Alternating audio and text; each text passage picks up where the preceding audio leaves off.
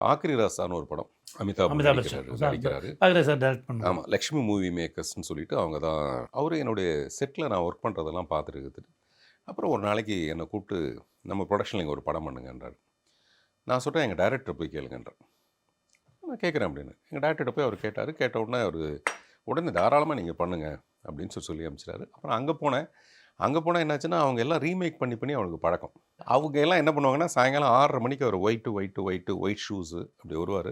கொஞ்சம் கூட சட்டையெல்லாம் கசங்காது. அந்த சீன் போட்டு பார்ப்பாங்க. அந்த ஹிந்தி படத்ததோ தெலுங்கு படத்தில், தெலுங்குலேருந்து ஹிந்தி, தமிழ்லேருந்து ஹிந்தி அந்த மாதிரி ஒரு அரை மணி நேரம் தான் டிஸ்கஷன். அப்படியே வேர்க்காமல் கிளம்பி போயிடுவாங்க.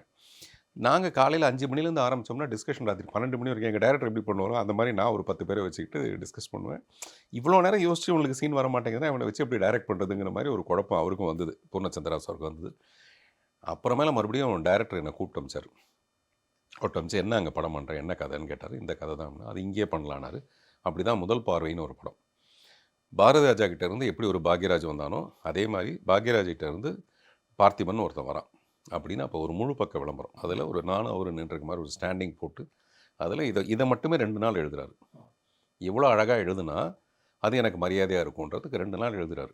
அப்படி ஆரம்பிக்கப்பட்ட அந்த முதல் பார்வை மறுபடியும் நின்று போகுது. அந்த படம் நின்று போகுது.